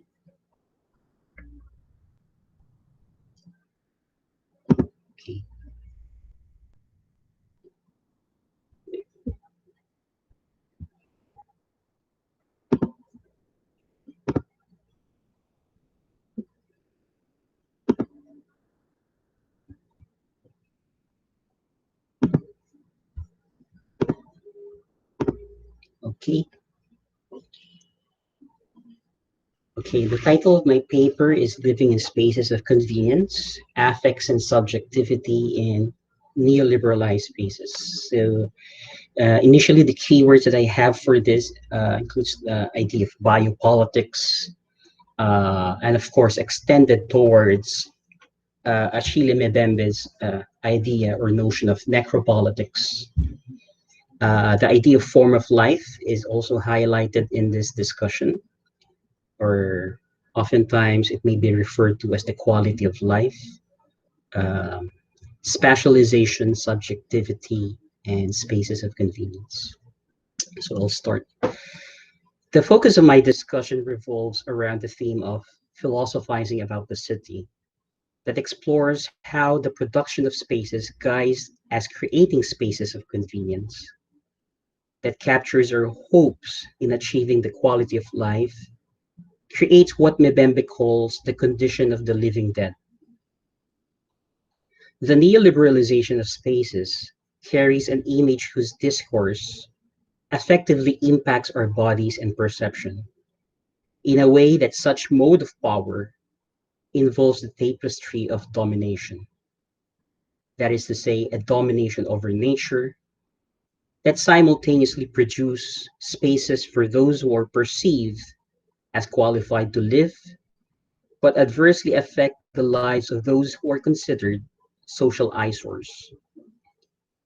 Part of this argument that I mentioned is a description on how the current production of neoliberal spaces is to describe how the current production of neoliberal spaces carries an effective image that espouses a form of life crucial in the production of neoliberal subjectivity and back. Considering that the city is the central context for managing the biosocial conditions of the population, what is expressed through such practice of spatialization is the present force of neoliberal governmental thinking that effectively governs subjects. That is to say, governing subjects require governing mentalities, or the conduct of conduct, that translates into concrete embodiments where the form of life it introduces effectively shape comportments corresponding to neoliberalized socio-economic driven precepts. Hence, neoliberal subjectivity is normalized through the joint apparatus of spatialization and knowledge. This backdrop alludes to my exploration on how bodies are effectively managed to embody a neoliberal form of life, pinned in what I describe as a burgeoning living spaces of convenience, or a society of convenience. It is this link between body and neoliberal spaces under a power and knowledge that govern its management I want to discuss, or that is the center of my discussion. As an initial step that will prepare the main analysis, I shall draw from Foucault's engagement with geography from the works of Stuart Eldon, and exposition of biopolitics, which supplements his overall project of describing how we are constituted as subjects. Following this, I want to weave 3 points in my discussion. First, how the management of subjects and the production of spaces in the city are intertwined. Second, how this production of subjectivity through the production of spaces require an image of neoliberal form of life that effectively transform the neoliberal socio-economic program or milieu. To raise the urban question on how such form of life contain a reified experience, yet is incessantly pursued by subjects in the context of a society of convenience, despite the violence it does to those who are considered diseases to the healthy population. As a recent estimate by the United Nations, more than 4 billion live in urban areas. It is not foreign to our imagination that our vision of quality of life is understood in the materiality of having a decent place or space to live in. The quality of living standards in urban spaces often serves as a significant measure of well-being. Intertwined with this conception includes the metric of sharing spaces. But this idea presents a pathological reality where most of the urban population are living in slum households. A slum household is defined as a group of individuals living under the same roof, lacking one or more of the following conditions: access to improved water, access to improved sanitation, sufficient living area, and durability of housing. As a visualization, before one even sets his or her foot in Manila, one gets to see from an aerial view from the plane the gap between rich and poor. Once you arrive at the airport, you will also notice advertisements of real estate companies offering high-rise condominiums located in the metro or Pleasantville houses in nearby provinces surrounding the metro. Since its inception in the early 2000s, the real estate boom was hailed as the saving grace, both by the government and business sector, for the national economy despite the global financial crisis in 2008. Furthermore, it has been noted that the Philippines is among the countries in the region to reach the top real estate markets. The aspiration of transforming Manila to a global city are driven and facilitated by the influx of foreign capital, anchored with the force of affluence from foreign buyers, expats, OFWs, and wealthy Filipinos. This transformation is the central concern of my discussion, where I aim to illustrate the insidious character of the production of such spaces, as it creates an experience of contradiction. Moreover, my approach of reflecting about the city is viewed via the Coast notion of biopower, biopolitics, that will serve as the primary optic of the present analysis.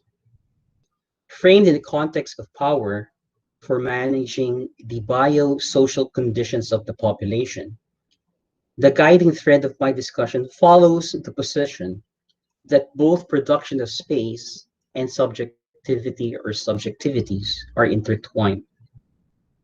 It is in this interconnected point, the action of intervening in the environment or milieu, and the formation of a neoliberalized subjectivity or a neoliberal economized subjectivity that I would like to introduce and situate the notion of a society of convenience.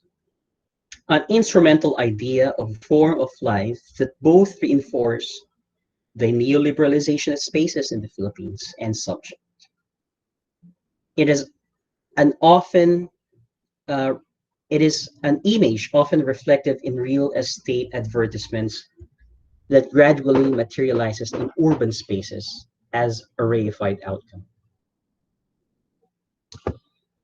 Envisioned as the place for a modern Philippines and branded as the new center, Clark Global City in the province of Pampanga emerges as a leading competitor for development initiatives in the country, holding the promise to create an environment that does not exist elsewhere in the country. The project was imagined by developers to be a world-class metropolis where eco-friendly business centers is combined with green spaces and a high-tech transport system that would provide ease of mobility.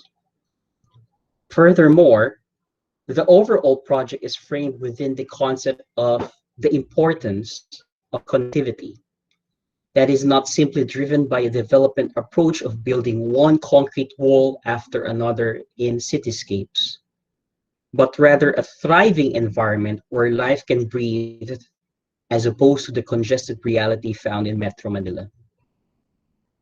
It is poised to create an atmosphere of a true neighborhood in the city. As one of the precursors of the development project says, they want this development to be very human. In 2019, the new Clark City was chosen as one of the main venues for the 30th Southeast Asian Games hosted by the Philippines.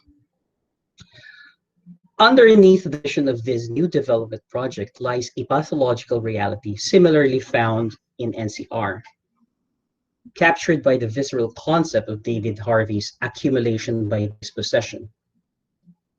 Since its inception, realities of forcible displacement of the Aitas from their ancestral domain continues to hold sway as the massive development projects encroach where they have been living since time immemorial. This goes against the Indigenous Peoples' Rights Act of 1997, or RA 8371, which states that the state shall recognize and promote the rights of indigenous cultural communities or indigenous peoples, which covers the protection to preserve their ancestral domain. From the standpoint of the business developers and their political cohorts, consultations with community elders and representatives were conducted where they allegedly had given their consent. Such efforts of consensus building, however, raise questions whether consent was really established. The reality of such development-induced displacement is not entirely in the consciousness of the general population dwelling in the cities or urban areas, since the recognition of its truth can only be known viscerally when one is situated in their position. Another similar scenario of displacement of indigenous peoples from their ancestral lands is the case of the Laiban Dam. The National Capital Region currently has a population of 12.8 million, according to the 2015 census. It is also recorded that Metro Manila has one of the highest population densities of any major city in the world, with a current record of 260 people per square kilometers. One of the challenges that it continues to experience, especially during summer, is the problem of water shortage. To address such concern, discussions were initiated by the government and NEDA since 2014 that prompted them to approve the construction of a dam that will traverse both the Quezon province and Rizal. This project is geared in developing a new water source that costs 18 billion, set to meet the increasing water demand of residents in the metropolis. As agreed upon, the said project, known as the new Centennial water source, comprising of the Kaliwa, Kanan, and Laiban Dam, will be a partnership with the government and LGUs, and will be built by the China Energy Engineering Corporation. Despite the possible advantages, various groups oppose construction of the said project due to its adverse ramifications. That includes damaging the environment and the displacement of the indigenous peoples, since the site of their community is covered by the project. It is estimated that at least 5,000 dumagats are situated in the areas, and around 300 of them would be directly affected once the construction commences and will eventually face forced evacuation. Some lawmakers argue that the LGU cannot possibly certify that the project is compatible with its land use plan because it covers ancestral domain and its impact on the health, safety, and environment of the IPs and their lands. Despite many complaints lodged against it, the government rationality somewhat hinges on the point that the lives of the many outweigh the few, reminiscent of the often cited ethical dilemma that the suffering of a single person is less important than the happiness of the population. Framing the moral question under our current discussion about the city, is it just that the lives of people dwelling in the city be deemed more important than those in remote IP areas? Foucault's concept of power refers to how life becomes a political question where power asserts its control through subtle yet effective practices of governing. Power is situated and exercised at the level of life, the species, the race, and the large-scale phenomena of population. It is also worthy to note that he further adds that this form of power exercised over life became an indispensable element in the development of capitalism, where bodies are channeled to the circuits of mechanical production that propelled economic processes. Furthermore, biopower no longer represents the juridical form of power that preserves the right and security of the sovereign, but it is directed to administer life, to increase its chances, which includes the improvements in the overall standards of living of the population. What follows from this concept, however, is that some segments of the population are afforded with such quality of life that is both socially and politically envisioned. The traction of such intervention on the life produces and coterminously reduces the life of certain social others to a condition of utter survival. This notion of power was further extended by Mbembe, where he re-examines Foucault's thesis and situates the concept of a more visceral standpoint, which is the global South experience. What we gather from his exploration is his emphasis on the flip side of the power to induce life, but how death is inscribed in the nook and cranny of such power to provide for life.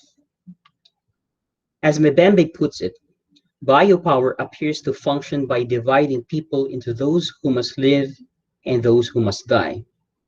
This control presupposes a distribution of human species into groups, revealing its feature of discrimination in a variety of lines that drive certain segments of the society to a form of existence coined as the living dead. That is to say, a condition of existence where people die a little each day, whose exercise is justified in the name of a variety of moral claims. Rather than situating the discussion in the question of sovereignty, my paper explores the said conceptualization of the exercise of power on the terrain of everyday life in the city, captured by the term neoliberalizing spaces. As its present reality, and how such milieu becomes the site of such power over life, which is the effective management of populations via the strategic apparatus of urban transformations that both gentrify spaces and reify the form of living in areas of the city's residents. However, the present critical analysis and discussion of neoliberalism avoids the line of argument squarely viewed in economic terms, but rather sees the phenomena in its social, cultural, and political implications. This perspective was also highlighted in Foucault's Collège de France lectures entitled The Birth of Biopolitics, where neoliberalism is not simply laissez-faire. Rather than a monolithic exercise of power, often attributed to the state, but rather an intervention to the very environment in which economic activity can be intensified that could reinforce the very form of subject it aims to manage. Under such framework, where individual freedom and capacity is emphasized, the market economy is enhanced through an intensified liberalization and the alignment of government policies to its trajectories. Hence, with a broader perspective, neoliberalism is not just a modification of an economic framework that shall determine the rule of economic exchanges, but its intensification also involves the creation of a type of subjectivity that highlights the value of its freedom. It operates through a practice of governing mentalities that intervenes in the creation of a desired environment. That includes factors such as education, consumer goods, lifestyle, property, and urban spaces, where people can seek to express their desired freedom.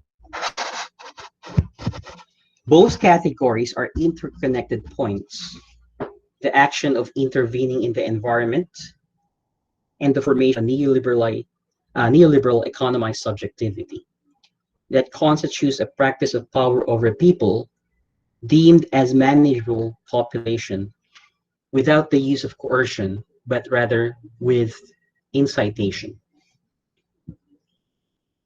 As a tentative conclusion for this presentation, development-induced projects carried by the transformation of global cities in the name of progress has a feature of exclusion where the production of spaces of convenience involves spaces of inconvenience. This brings forth a plethora of concerns, which includes the exclusivity of public services to affluent neighborhoods, ranging from security and safety, ease of mobility, among others. One may recall how the operation of Tokhang is different between affluent localities from non-affluent ones. Another layer to this discussion is the way working class Filipinos continue to dream to own homes, yet this basically is a challenging dream to achieve given the high cost of living that does not correspond to their average salaries. The binary realities it produces range from contestations of social class in the creation of neighborhoods and differences of public services available in localities. Aside from the spatial effects of gentrification, such conversions possesses a psychological impact to the residents who witness the changes in their local town, where the degree of familiarity is lost as it is gradually replaced by a feeling of homelessness and nostalgia. Perhaps a better way to craft the regeneration of cities is an approach of recognizing these issues that come along together with such development-driven initiatives. Everyone deserves a decent place to live in and build a life in a place that they may truly call home. So these are my initial notes from my presentations and my readings. And thank you for the opportunity once again. And stop sharing. Thank you so much, Sir PJ, for sharing your paper and your ideas with us. Now, the floor is now open for your suggestions, comments, or recommendations for Sir PJ Miñoza. If you want to, you can just raise your hand or put your comments, suggestions, or questions in our comment section.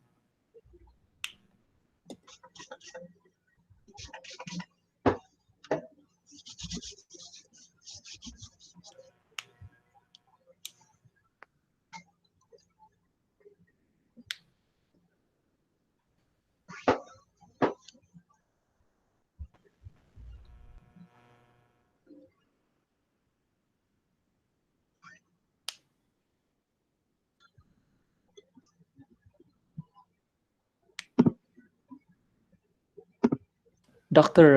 Jovito Carino is raising his hand. So, Dr. Jovi, you are now acknowledged.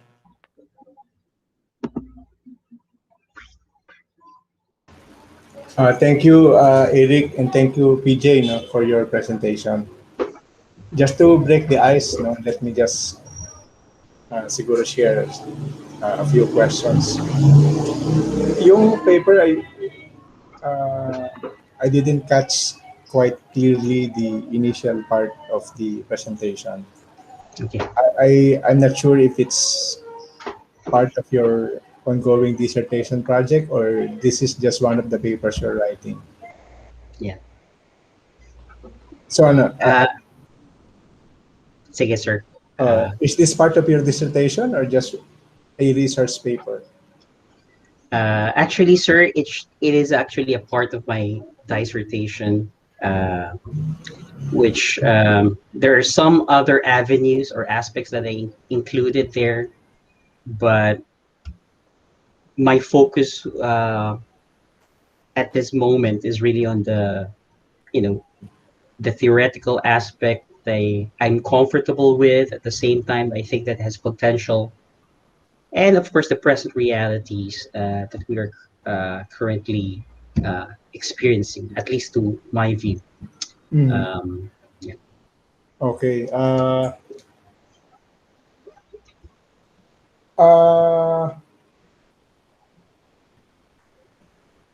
Correct me if I'm wrong. Ano, what I gather from your paper is really para pang attempt to provide a grand picture of neoliberalism.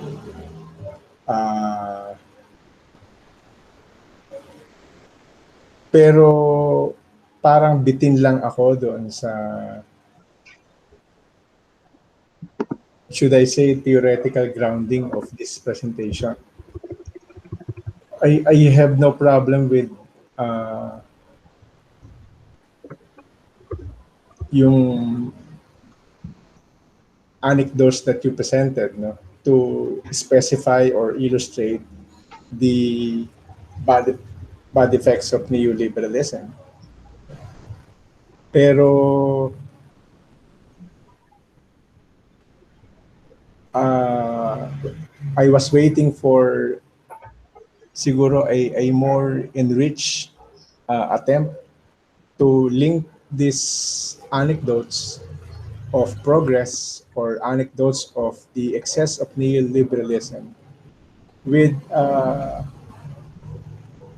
strong or robust theoretical grounding. Siguro dahil this is a dissertation project, baka it can be found in the other parts of the project. Baka dito sa part na to ay wala pa yon, ano. If it can't be found in this paper, can you give us an idea of that theoretical grounding that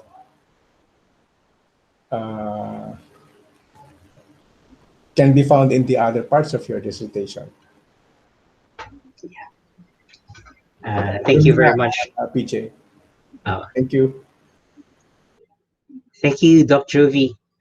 Yes, you're actually correct. I intended the discussion not to be that long at the same time, so I missed the theoretical grounding because I wanted to introduce first the anecdotes, and I just want to see whether those anecdotes or present those anecdotes or present realities, just to ensure that when you say having the concrete materiality in terms of critical thought, critical thinking should emerge. Yes, I actually lack those points, but I'm willing to present them in the next discussions that I actually plan to participate in. It's also a way for me to, bring my system back to graduate school. In terms of the question, the theoretical grounding, yes, that's something that I wanted to highlight. Gathering some of the initial readings that I had with, in local terms, we have Arnison Ortega, his work neoliberalizing spaces in the Philippines, and somehow reviewing those notes, I turned to other works such as of Divina to see and describe those transformation, or to locate those transformation. At least initially, that's what I planned, and to highlight this global expansion of urbanization, often expressed in uh, global cities, also expressed in um, um, Philippine realities of suburbia. Um, but what underpins the discussion is basically my exploration on Foucault's notion of biopolitics, how um, populations are governed, but through that governing, through the utilization of discourse and governing conduct, how it actually, you know, the relation between um, bodies and space and the creation of subjectivity are intertwined or impact one another. And there's another avenue in that paper, uh, which I wanted to highlight further, and what I want to improve is the notion of affects. And somehow that notion of affects is a way for me to address that aspect on how space and bodies impact at the same time in the milieu of neoliberalism um, can be described. I hope that answers initially your questions, or your Doc Jovi. Thank you, PJ. No, siguro I will just be waiting for the other parts of the dissertation. Ano. Those are just my initial concerns. No? Kasi, come to think of it, if you look at your paper, for example, and you compare it with a paper, let's say, on development studies, hindi mo makikita yung pagkakaiba. In other words, my suggestion really is for you to work on the distinctive trait that will give your project or your paper its philosophic character. Kasi someone else can write the same way you did, from sociology, from political economy, from development studies, and you will end up with the same output. Question is, like I said, what will help you claim your paper as philosophical?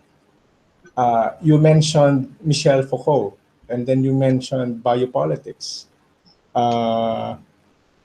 Mahirap yun, especially if the context is neoliberalism. Dahil remember, sa neoliberalism, the government or the state is almost absent. Parang ano na lang siya eh. Parang nakikita na lang natin sa neoliberalist context is but parang simulation na lang ng gobyerno o ng Estado. Considering that Foucault is working on with the background of a strong state, no, that can flex its muscle even to the, sabi mo nga, no, the very lives of the citizens. Paano kaya mag-work yun? Ano? In a context where the state is practically almost missing. Yeah. So those are just some thoughts for you to consider. I understand where you are coming from. Mahirap magsulat ngayon, mahirap mag-aral. And I hope, despite the limitations, you will persevere. Thank you, PJ. Thank you for the suggestions, Dr. Jovi. Thank you, Dr. Carino. once again, we are now open for other comments, suggestions, or questions for Sir PJ.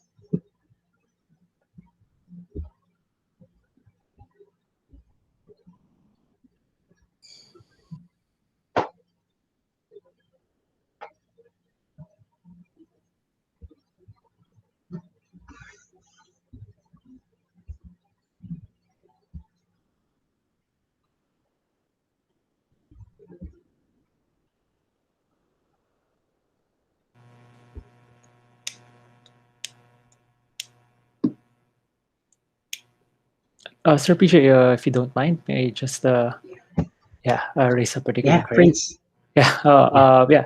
You did, just to go back to what Doc Jovi told us, no, that I think that's also the thing with philosophy. We're just one drink away into being interdisciplinary.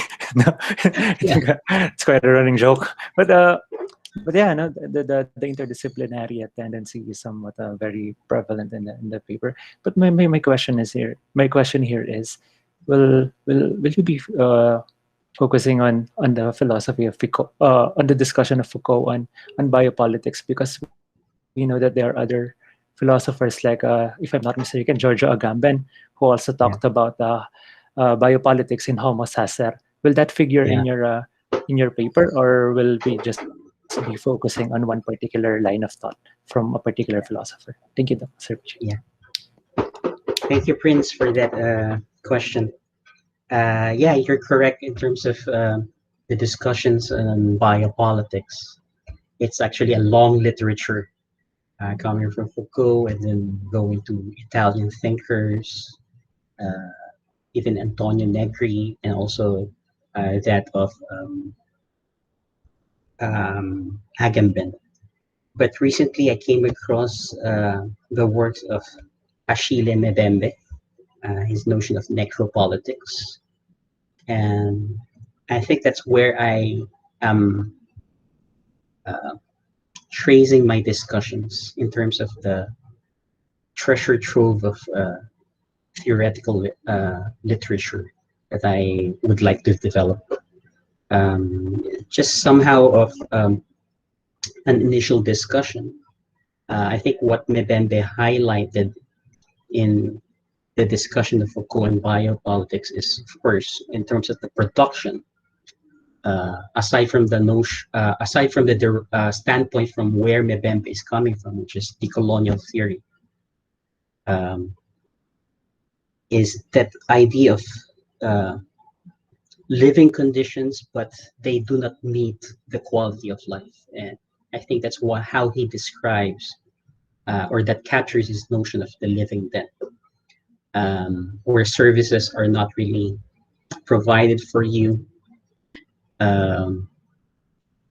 in terms of how the city is constructed and how certain lives are afforded that quality of life, but not in terms of others. There's something that I also aim to explore, but I'm not sure how to get there yet. And I remember this discussion coming from Max Horkheimer on that idea of social suffering and how certain positions, or how would they say, where one is coming from, or this specific locale you're coming from, forge or form certain emotions that blind you from other realities. And the reason why I also had those anecdotes is neoliberalized subjectivities, at least on how I want to work on it. Some are desensitized from those realities. And I hope I will be able to reach that trajectory in my paper, because those are the initial ideas that I plan to incorporate later on. Right now, really, I apologize. It's more of the work that I have are separate notes. So I got it together, form it in one piece, make sure that in my initial discussion, I just include the reality that I want to problematize, I want to address, but also uh, the initial theoretical framework that I want to use as a lens or an optic to explain that reality or describe rather that reality. Thank you. Thank you, Sir PJ, for the clarification. Now, once again, we're open for your comments. Sir Jesse is raising his hand. Sir Jesse, you're now acknowledged. Hi. Hi, hello, Sir PJ. Hi, Jesse. Well, to be honest, I think this is not the first time na na rinig ko yung paper nyo. Oh, yeah. We attended the conference recently, Yeah, I remember. Philosophy of the City sa University of Okay. Oh, the University of Twente. thank you for attending and the support. Yeah, there was at that time that I think we only had 10 or 15 minutes of Yeah. Q&A. Kaya I wasn't able to ask you a specific question po when I watch your presentation. But this is a good opportunity for me to now raise my question. Sige, Uh, sige. we have this, well, since we're basically doing I'm not really focusing my works on philosophy of the city, but I have written some pieces in also in the philosophy of the city. And uh what specifically is interesting for me about philosophy of the city is the idea of urban sensibilities and how perhaps when we appropriate it to the very discussions of your work, how our urban sensibilities are able to conceptualize this notion of convenience as our ability to conceive of a life that we are able to determine its material conditions for us to be able to live well within the city. But when it comes to the urban sensibilities of the poor, basically the urban poor, um, there is this notion which is also at the same time a dissymmetry between their sensibility in imposing uh, communal values, or if not communal values, we actually, in generally speaking, they refer to it as provincial values uh, Yeah. that they attempt to enforce, and if not enforce, at least implement in their lifestyle as they are living in the cities. When you go to to the places of urban poor, let's say, actually, almost sa kada sulok ng Metro Manila, uh, you will see makeshift houses Yeah. are built. Having this, the idea of the makeshift house actually is an example. If you're going to notice, the makeshift house is indicative of the image, or at least it's not image, but rather nostalgia of Mhm.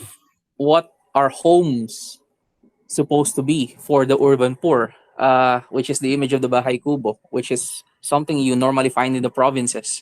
And for them, it's convenient, at least, as how it is dictated in their urban sensibilities, as tainted with the provincial or communal values.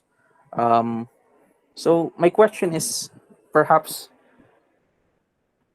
is there a possibility of different senses of convenience uh, when we conceptualize our sensibility or urban sensibilities, or basically our being able to perceive life in the city? Uh, Kasi para sa akin, whenever the pandemic actually is a good example of us uh, all of a sudden we are forced to go back to our communal values, which we inherited from our provincial lifestyles. Community pantry is an example. You go to the provinces, community pantries are abundant. You actually, yung sinasabi nila, radical act daw ito sa Metro Manila, whereas in fact, if you go to the provinces, matagal nung practice yan. Another example is bike lanes. When it comes to mobility, we suddenly return to the early forms of industrialization, where mobility is actually something uh, something different, which compared to the mobility during the pre-pandemic times. Biglang nagkaroon ng bike lanes. Where there is somehow a different sense of convenience that that doesn't necessarily falls into the category of compromise, but rather this, I think, is when it comes to the urban sensibilities of convenience, I think there is an antagonism between our lifestyle in the provinces and the lifestyle within the cities. Remember, the production of spaces in the city is that it's it's designed for people to move. Talagang you go to globalized cities or very much progressive cities such as Ayala Avenue sa Makati, BGC for example, talagang required maglakad ng tao or everyone is actually moving, and it's impossible for us to gather as a people. Walang plaza if papapansinin mo sa cities. That's something I think is indicative of this clashing values of urban and provincial sensibilities. So, which actually affects our idea of convenience. So, how would you address this? How would your work perhaps address this difference of ideas of convenience? So, yun lang. Thank you very much, Jesse. That's actually a wonderful question. I also consider that notion of convenience. You're correct somehow. Well, first of all, I can relate to the bike lanes. It's a good thing for me. In terms of the notion of convenience, you're right. People coming from the provinces, once they actually come here in Metro Manila, have different sensibilities of what they think convenience is, or how do they at least embody, or how they express that sense of convenience. So it's actually a mix. People often see it as a dichotomy between rich and poor. But part of the notion that I would like to highlight, I mentioned somehow earlier that the production of a neoliberal space carries this idea of convenience. But at the same time, it is linked to creating and enforcing a form of subjectivity. So I think this is something that Foucault in The Birth of Biopolitics mentioned. He applied the notion of biopolitics in the development of neoliberalism during his time. But of course, some of the ideas that he mentioned is far from the realities that we're having now under the framework of neoliberalism. It's interesting to note something that I also experienced, but I think you're coming from that idea of decolonizing space, or the notion of space, or decolonizing our notion of convenience. And this is something that I also experience when we have immersions with the IPs in Zambales. Because what we observe, especially in terms of the younger generation, is how they are lured with the production of a neoliberalized space. And in that process of being lured, they get to leave behind the form of life that they are actually having. Now, it's not that we do not want to help the IPs, but our notion of development somehow also is a form of domination to their perspective. So how are they being lured to this process of neoliberalization of spaces, and how does it impact their subjectivity? Take a look, for example, in the notion that the reality that I mentioned in Pampanga, where if you remember during the Southeast Asian Games, most of the lands there and the current global city there are actually lands of the IPs. But how are they lured into embracing this idea of accumulation by dispossession? By introducing to them this other idea of convenience and that idea of development, in which the younger generations do not see certain forms of domination happening in their lives.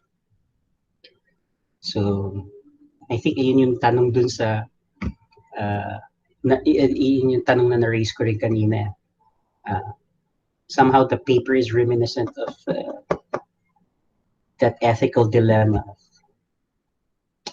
of the happiness of the people in the city outweighs,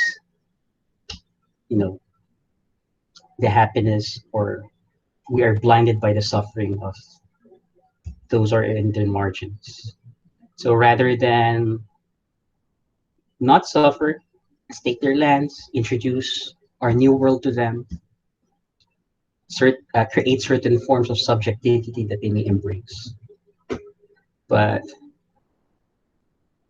you could feel the tension in that process. It's something that that also was able to write about during my interviews with the ITAS. Thank you, Jesse, for that wonderful question. And I hope I was able to respond to your question.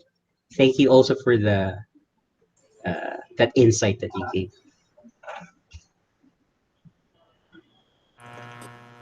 You're welcome po, and thank you rin. Thank you so much, Sir Jesse. And yeah, Okay. I think that would be the last. No. the That's Q&A. the last. Yes. Okay, thank you, Sir Aldrin. Thank you, Prince, and thank you, Mr. Miñoza, for a wonderful presentation. Thank you, Prince. Thank you, PJ. Thank you, Gerard, for the presentations for today. And thank you, everyone, for attending this fourth Work in Progress seminar. And we are now going to close the session. Thank you, everyone, and have a great night. And God bless you. Keep safe, everyone. Thank you po. Thank you, Sir Aldrin. Salamat. Sir PJ, congrats. Prince, Sir Gerard, thank you po. congrats. Ingat po. Jesse, Congrats sa atin. Julie. Thank you. Sir Jesse, thank you. Okay.